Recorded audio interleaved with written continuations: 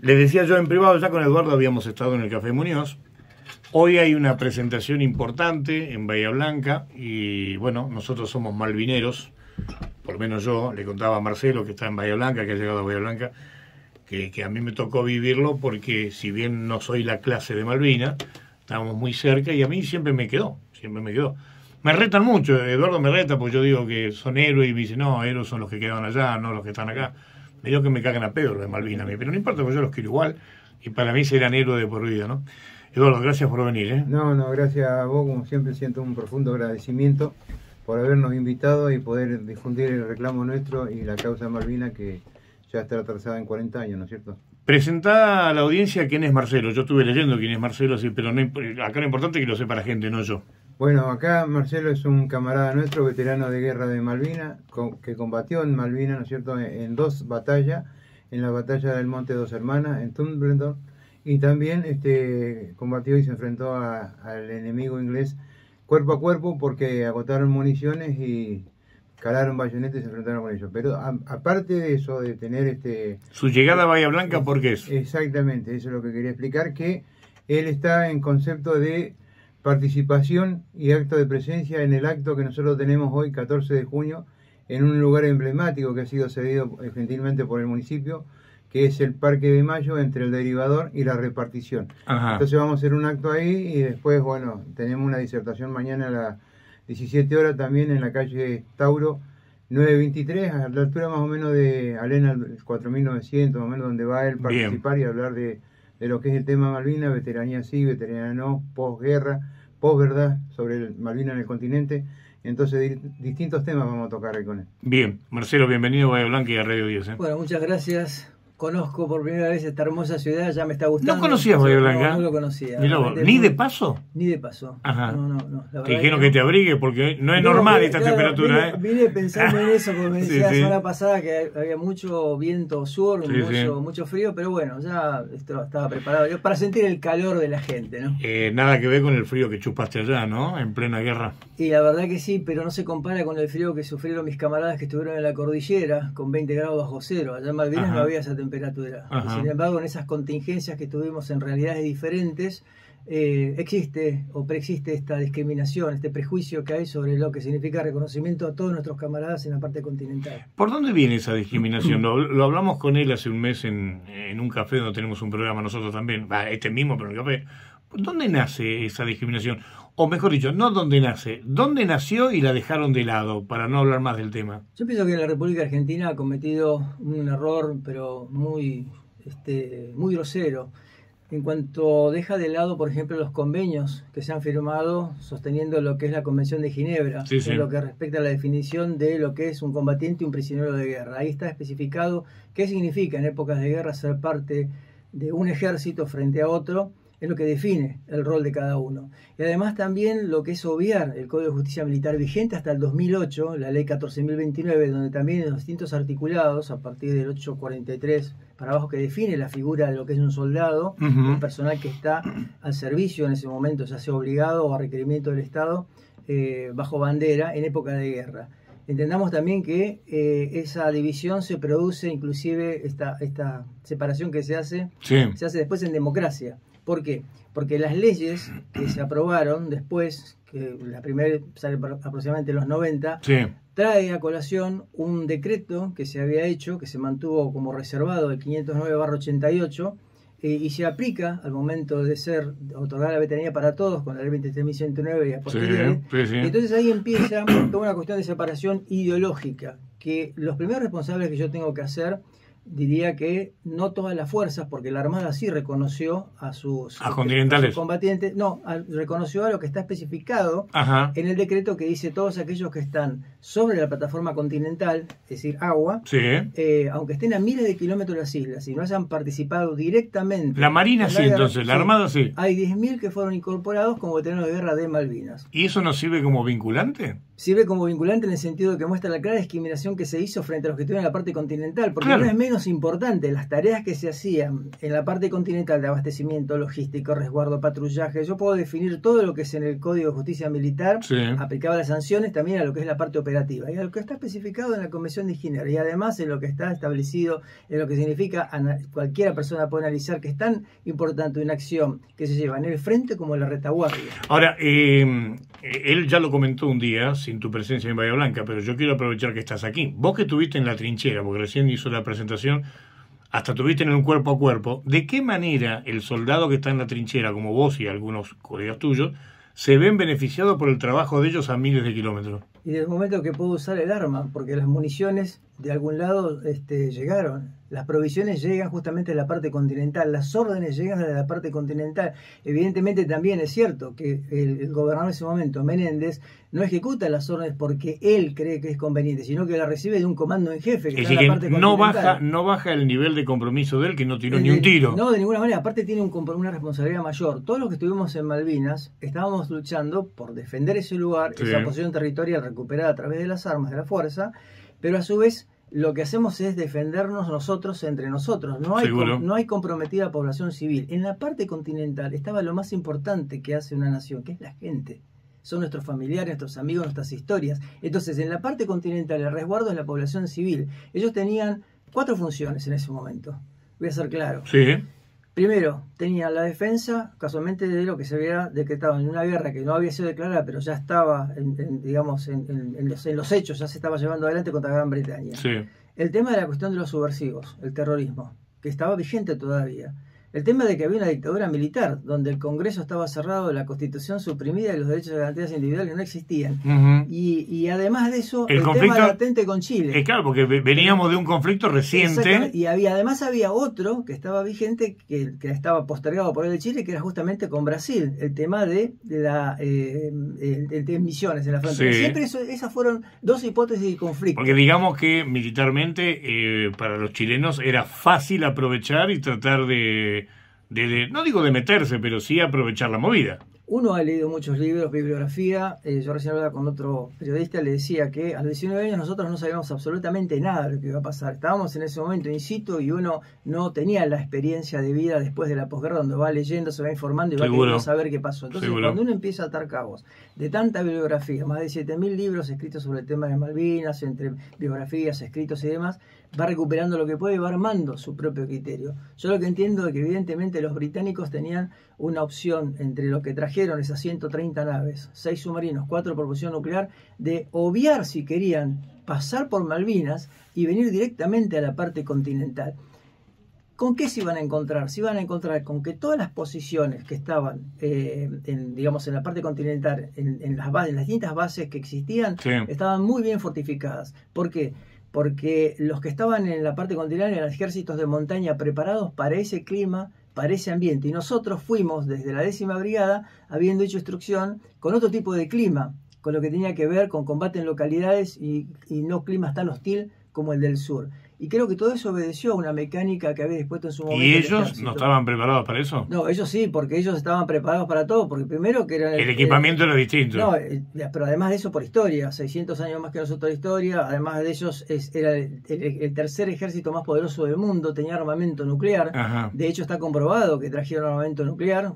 Argentina hace poco hizo un reclamo a través de lo que fueron esos barcos hundidos que fueron en Malvinas, en ese lugar de tumba de guerra se estableció. Sí, sí. Hubo una denuncia muy fuerte de un presidente de la nación, el presidente Néstor Kirchner, en el 2006, cuando hubo una gran mortandad de pingüinos en el sur, que refería casualmente al tema de lo que podía haber algún tipo de escape, digamos, de lo que significaba el armamento nuclear hundido en esos barcos que permanentemente Gran Bretaña niega. Ahora, Marcelo, yo tengo y ahí tenés un vaso de agua para tu tranquilidad. Con todos estos años de democracia, ¿no era fácil revertir esto?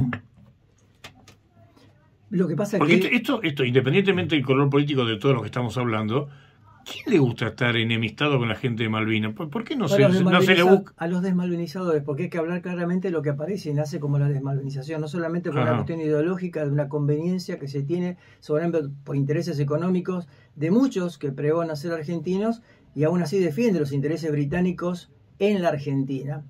por ejemplo, en nuestra Patagonia, con cuestiones económicas. Nunca sabemos los argentinos cuántos son los negocios que tiene Gran Bretaña y la riqueza que lleva a Argentina para hacer presión, por ejemplo, para que cumpla con la resolución 2065 de la ONU. En esa desmalvinización también están las voces de los desmalvinizadores. Yo recién hablaba de un camarada, un veterano de guerra, el multicondecorado general Martín Balsa, retirado, que tenía mucho micrófono, que obvio. Pregona la desmalvinización, lo hace a través de los medios, e inclusive evita debatir conmigo públicamente sobre el tema de la veteranía, porque casualmente él fue uno de los impulsores de sacar a los 17 caídos cuando fue derribado el helicóptero en Caleta Olivia, y presentó en Comodoro de Pi un expediente para ser sacado de la lista de los 649 e instala el número 632, quitando el reconocimiento a nuestros héroes que cayeron en la parte continental. Entonces, acá hay muchas cuestiones que hacen también a pensamientos de gente que permanentemente cita Malvinas, pero a su vez discrimina a sus camaradas. Balsa no puede explicar o definir, siendo él militar, lo que es una efectiva acción de combate, como reza casualmente el decreto 509, porque el decreto 509 dice casualmente que se debía estar sobre la plataforma continental, que debía estar o en Malvinas, Georgia Sangüe del Sur, mares circundantes, espacios aéreos correspondientes y efectivas acciones de combate. Y yo pregunto, un radarista a 1000 kilómetros haciendo esa tarea... Define, pero por favor. El Código de Justicia Militar establece que las guardias, retenes, patrullajes y demás son acciones de combate, y más en época de guerra. En época de guerra, que ese Código de Justicia Militar establece que frente a cualquier acto de insubordinación de un soldado o de otra jerarquía, sin corte de por medio, puede ser fusilado. Entonces, imagínense la presión que había en ese momento para todos los soldados conscriptos de la República Argentina.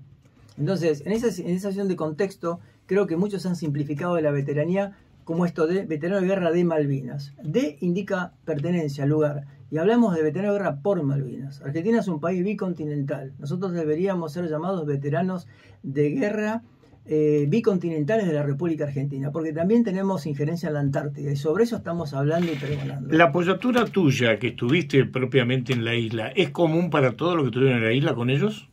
De parte mía, sí. De la mayoría que estuvieron. De la mayoría, no. ¿No? No, está dividida porque tiene ese pensamiento, esa ideología, de que no entienden. Porque vuelvo a insistir. Es decir, que yo debería pensar que alguno que peleó al lado tuyo no piensa como vos con respecto a ellos. Exactamente, porque confunden lo que son las contingencias de la guerra, las vivencias que puede haber tenido cada uno respecto a esta cuestión de establecida de a quiénes les corresponde, que alguien determinó que es así, que no quieren inclusive debatir ni siquiera las Fuerzas Armadas. ¿Por qué? Porque si las Fuerzas Armadas entienden que hay una división, ¿cómo puede ser que la Armada reconozca a todos? Por eso te pregunté lo de vinculante, tendría que ser vinculante. Claro, ¿y cómo puede ser que el ejército diga que no? ¿Por qué el ejército... ¿La aviación tampoco? La aviación parte sí, parte no. ¿Por qué no confrontan... más dividido también, claro, entonces. ¿Por qué no confrontan entre ellos? ¿Por qué no confrontan a los que van a buscar su reconocimiento que les merecen? ¿Por qué no confrontan entre fuerzas? ¿Por qué los veteranos tienen que recurrir a sedes judiciales para ser nombrados veteranos de guerra por sentencia judicial? ¿Por qué el Ministerio de Defensa, cada vez que un veterano es reconocido, que debe ser una vergüenza para el Estado que haya que hacerle juicio a este Estado, casualmente para eso, ¿por qué el Estado les ponen en la página veterano de guerra reconocido por sentencia judicial? Yo me pregunto, ¿no? Una mujer, ¿no es cierto?, en su estado de embarazo, ¿especifican cómo quedó embarazada? Si es por fecundación in vitro, si es natural. No, está embarazada, punto. Bueno, acá la veteranía hacen eso, discriminan, inclusive aquellos que fueron héroes y que están como reconocidos, a los que Balsa quiere sacar, figuran muertos en accidentes a causa de la guerra. Fíjense a lo que se ha llegado. Y eso que hubo desclasificación supuestamente. Quiere decir que si hay un soldado que psíquicamente quedó perturbado y se suicida, no forma parte de esto. Si estuvo en la parte continental... No, en la parte continental no juega. No juega. No, es como si... Por eso indico, no fue una guerra entre Malvinas y Gran Bretaña. Malvinas no había argentinos. Uno puede analizar, en ese momento estábamos nosotros. Es una buena reflexión. Entonces, acá la guerra entre dos naciones, Argentina y Gran Bretaña, con un litigio que tenemos sobre todos esos territorios, sobre el archipiélago, en esas 14 posesiones que tiene Gran Bretaña de ultramar todavía, parece mentira, a pesar de lo que significa lo que la ONU propone como descolonización. Entonces, en ese todo, estos que aparecen haciendo esta división entre camaradas, donde parecen más enemigos nuestros camaradas que estuvieron en la parte continental, como bien explico, tenían varias funciones: el abastecimiento, la logística, resguardar impedir los ataques que se dieron. No, y la contención familiar de toda la familia de ustedes. Sí, pero los ingleses habían programado, inclusive ya hay varios libros escritos, inclusive Raraki escribió uno hace poquito, el escritor, donde hablaba sobre el plan de asesinar a los pilotos que salían desde la parte continental. Quiero explicarle a la gente, los aviones que atacaban a la flota británica, que le hicieron el mayor daño en la historia, salían desde la parte continental, desde San Julián, a 400 kilómetros de Malvinas. Ese piloto, cuando iba... Bueno, nosotros en Malvinas, en la época de Malvinas, yo tengo un contacto personal con varios pilotos de ellos, que son los que expresaban que no tenían el abastecimiento para poder llegar, y así todos salían siempre de lo continental y necesitaban salir del continente. Es que no había estratosfera para salir. O sea, y no teníamos, y el portaaviones 25 de mayo no podía acercarse justamente porque después de lo que pasó el 2 de mayo, cuando los británicos rompen su propia palabra de no atacar, con el tema del Belgrano, claro, fue la zona de exclusión, y ahí Gran Bretaña deja claro al mundo que el que se acerque, y además que podía atacar la parte continental porque no respeta límites, por eso se repliegan todos los barcos a agua menos profundas, los pocos que teníamos, y entonces ahí queda claro qué es lo que pasó. Los pilotos argentinos, entre esos Carlos Cachón, en un programa de radio que hicimos con él pide el reconocimiento de todos sus soldados en las bases. ¿Por qué? Porque él decía, yo cumplí mi misión en 5 minutos, 11, hunde un barco, vuelve con su escuadrón. Pero él no se lleva solo el avión a la pista, él no lo pone en condiciones. Hay todo un equipo que funciona, que es funcional a la guerra desde la parte continental. Y él decía, es injusto que a mí me reconozcan como veterano de guerra por cumplir esa misión, por ir, y que al resto, que forma parte del todo para poder operar ese avión... Para poder ir y volver. Exactamente. Entonces... esas son las incoherencias que muestran el tema de la veteranía. Dame alguna precisión de lo que vas a charlar mañana en esta conferencia. Mañana vamos a hablar casualmente del Código de Justicia Militar, la ley 14.029 vigente, que fue derogada en el 2008. Mañana, que define lo que es un combatiente, un veterano de guerra. Mañana vamos a hablar del nombre, por qué veterano de guerra continental por Malvinas, ya que existe esta diversidad de nombres. Mañana vamos a hablar de por qué los británicos reconocen a los que están en la isla Ascensión, a 14.000 kilómetros de Malvinas, como veteranos de guerra, y a los que estuvieron en Malvinas también han resuelto este tema 30 años antes que nosotros. Los propios ingleses son los que lo reconocen los continentales. Ellos reconocen a su... Claro, ¿no? Ellos reconocen, además algo que he leído y buscado, en ninguna parte del mundo, entre veteranos de guerra, Primera Guerra Mundial, Segunda Guerra Mundial, países aliados, países del eje, jamás se discrimina entre veteranos por pertenencia o ser parte de una guerra. Está completamente especificado. Mañana vamos a hablar también de ciertas cuestiones que tienen que ver con el proyecto en sí que presentó el 4872, la Federación Nacional, y también con lo que significa justamente la Convención de Ginebra, lo que establece en el Estatuto del Combatiente Prisionero de Guerra, lo que define lo que la Argentina suscribió. Y a entender de que si Argentina suscribió un convenio internacional en 1956, que se creó en el 49, no puede borrar con el codo, con la veteranía, como han fallado jueces de la Corte de acá, que ha sido vergonzoso, diciendo que la Argentina puede definir la veteranía como quiere. Si la Argentina define la veteranía como quiere y incumple todo eso, entonces no tiene sentido el acompañamiento de la firma de la Convención de Ginebra. No puede, por una cuestión interna, obviar lo que ha firmado, porque entonces que el Estado deje citar al Pacto de San José de Costa Rica, derechos humanos y demás. Todo eso se va a hablar mañana lo posible. Para mí la dignidad no está en juego y no hay que ponerla nunca en juego, pero también es cierto que no pasa por el creimiento propio de la dignidad. Pero más allá de la dignidad, en lo material, ¿ellos qué es lo que no están teniendo con estas resoluciones? Todo lo que nosotros tenemos... Más allá de la dignidad, que ellos quieren ser considerados. Todo lo que nosotros tenemos y que se merecen. Se merecen el reconocimiento como veteranos de guerra combatientes, excombatientes por Malvinas. Bien. Con el nombre que han elegido, con una nueva ley. Otros están buscando con leyes vigentes, pero acá el tema es que todos fuimos funcionales a la guerra. Se merecen esa medalla, ese diploma, el reconocimiento, el aplauso de la gente que generosamente nos dio siempre el pueblo. Bien. Se merecen desfilar, ser parte de lo que significa del 2 de abril al 14 de junio.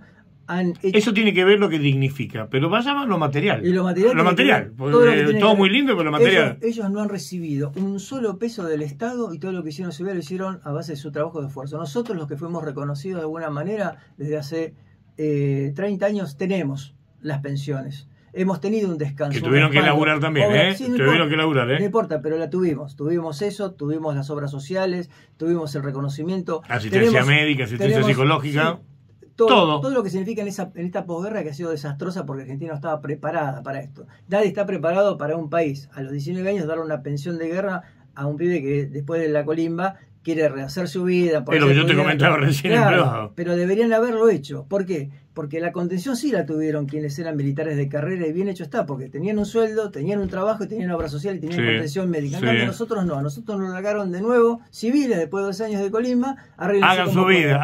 Y así pasó los suicidios, la alta tasa de veteranos que cayó en el alcoholismo, drogadicción, dependencia, los divorcios, las cuestiones psicológicas, la falta de atención. Fíjate que a nosotros nos mandaron en los 90 en obra social del PAMI. Justamente están nuestros abuelos. Sí. Entonces vos, con un grupo familiar teniendo un promedio más o menos de 30 años, ibas con los chicos donde no estaba preparado esa obra social para atender la parte de pediatría. Sí. Todo se fue haciendo, como bien decís bueno, vos. ellos ni eso. Nada. Entonces lo que les corresponde a ellos, que ni siquiera lo están pidiendo, es el retroactivo al 82. No, ellos están pidiendo que ese reconocimiento llegue en tiempo y forma, dignifique, sea integral, sea moral, integral y dignificador, y sea amplio. Es que ellos, como soldados que son, y estamos a una semana o un mes de un desfile en Bahía Blanca típico del 9 de julio, ellos como soldados que son, están más por el hecho de que puedan ser reconocidos, porque el argentino los reconoce a ustedes. Creo, sí. ¿No? El argentino lo reconoce. Algunos, porque tenemos fallos, por ejemplo, de la Cámara de Seguridad del ANSES, que ha fallado en contra de reconocer. Pero fuera de los estamentos políticos. Sí. Eso sí. Vos decís, vos sos de Malvinas y hay gente que. Vos me dijiste argentinos. Hay ciertos argentinos que tienen poder. Pero yo no me hablo.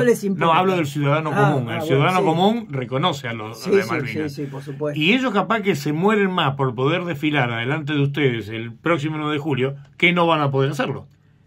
Ahora los invitó a la municipalidad, los deja. Abrió y tenemos que ir a conversar con el ceremonia. A conversar. Esa es la desmalvinización. A conversar. ¿Qué tiene que llevar? ¿Una foto? ¿Qué tiene que hacer? Tenemos que llevar una nota. Esa es la desmalvinización. Ese es el tráfico de influencias, cuando los veteranos de guerra reconocidos que tienen una postura negativa van y hablan a espaldas de lo que significa la no participación, la inclusión de nuestros camaradas. Sí. Esa es la soberbia de creer que es menos importante la tarea que se hizo. En Tierra del Fuego se hicieron unas bases que son impresionantes, vienen a verlas de todo el mundo. Hasta TN hizo una nota donde mostraban inclusive cómo eran esas casamatas, parecían la Segunda Guerra Mundial. Sí. Todo eso para defender el punto más neurálgico en la República Argentina, que era, si los británicos tomaban Tierra del Fuego, Chile se quedaba con parte del sur argentino también con los británicos. Argentina se partía en dos. Sin embargo, ahí estaban todos los soldados del BIN-1 tomando posesión de toda la isla, preparados justamente para un eventual ataque. ¿Cómo me van a decir que no son veteranos de guerra, que no estuvieron en guerra? ¿Dónde estuvieron? Si no son reconocidos, todos ellos son mercenarios, estarían fuera del estatuto de la Convención de Ginebra, como lo especifica. Un mercenario es un soldado sin bandera, contratado. ¿Dónde estuvieron todos mis camaradas? A mí me podía haber tocado estar como ellos. Hay soldados en Malvinas que estuvieron en Puerto Argentino que nunca vieron un británico. Sí, soportaron bombardeo, pero nunca lo vieron. No estuvieron en combate, No estuvieron en combate de esa manera. Vuelvo a insistir. No, pero digo, no estuvieron en la trinchera como estuviste vos. Le tocó estar en la trinchera, pero lejos de lo que es el frente de combate. Y sin embargo, no es ni más que yo ni menos que yo, y viceversa, él respecto a lo que estuvo en la parte continental o el que estuvo en Misiones. No se pueden dejar todos los cuarteles vacíos cuando hay guerra. Alguien tiene que quedarse a cuidar los cuarteles, el armamento, seguir fabricando. No, el riesgo de un ataque continental es una invasión también, ¿es entonces, cierto? Claro, todo, y encima sumarle la cuestión coyuntural política. Había una dictadura militar, no había opciones, es decir, si distintas áreas de veteranía, si la guerra se hubiese dado en un escenario democrático, sí. donde el Congreso de la Nación define, no un presidente, el Congreso define si se llega o no a las armas. Entonces ahí la veteranía de guerra sería completamente diferente. Y el dinero que se paga de las pensiones, el dinero que se paga, es un dinero que tiene que ser considerado no como una cuestión, como pusieron acá también, honorífica. Honorífica es lo que bien explicaste vos, el tema de lo que significa la medalla, el diploma, reconocimiento. El otro es una reparación, porque nos guste, nos pese o no, ya más allá del que quiera estar en la causa Malvinas, la cuestión Malvinas, había una dictadura militar, y si vos no cumplías con la orden en el lugar donde te tocó hacer lo que tenías que hacer, te podían hacer lo que quisieran. Totalmente. Porque el código de militar se multiplica, se potencia frente a lo que podía ser con la cuestión que establecieran ellos, los militares.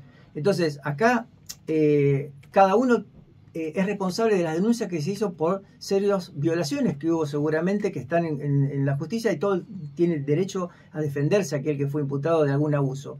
Pero tampoco hay que dejar de reconocer de que más allá de esas órdenes, internamente nosotros teníamos la convicción patriótica de estar ahí por nuestra gente, por nuestra patria. Marcelo, buena estadía en Bahía Blanca. Ojalá que Muchas no gracias. sea la última vez que vengas a Bahía Blanca. Gracias. Eduardo, ojalá que se consiga todo lo que están luchando con los muchachos. Y estamos luchando, y cuesta. Nosotros, bueno, tenemos gente como Marcelo Claudio Paulini que apoya el reclamo, nos asiste en la federación, pero suceden cosas que por ahí escapa a lo que podemos hacer nosotros y son los que dictaminan la esfera política. Como este 2 de abril quedamos excluidos nosotros de la comisión de trabajo acá en Bahía Blanca, teniendo delegaciones que sí trabajaron en conjunto con los veteranos de guerra. Y por la parte política, nosotros no fuimos consultados si queríamos entrar dentro de las comisiones a hacer el trabajo del reclamo que estamos haciendo. Y, digamos, acá lo que se tienen que poner los pantalones son, acá en el Consejo Deliberante, acá en Bahía Blanca, donde tienen que citar también a la otra parte, a ver qué opinamos nosotros, porque estamos reconocidos nosotros por el Consejo Deliberante. En un momento, yo en una reunión con un presidente del Consejo Deliberante, dentro de las carpetas tenía el reconocimiento del diploma que me dieron acá, firmado por Berinstein, por el diputado Mario Alberto Simón, y en ese momento por el concejal Chicola. Entonces se lo puse en la mesa y ante la negativa de este concejal, le expliqué que si eso no servía lo que me había dado el Consejo Deliberante, porque en su momento nos reconoció y ahora nos está negando. Entonces, por un trabajo que estamos haciendo, logramos conseguir a través del municipio el predio que tenemos nosotros ahora en el Parque de Mayo, Sí, pero lo ambientamos todos nosotros. Como dice él, con parte de los recursos nuestros también. Muchachos, gracias por la visita. Gracias. Mucha suerte. Jorge. Pausa, ya volvemos.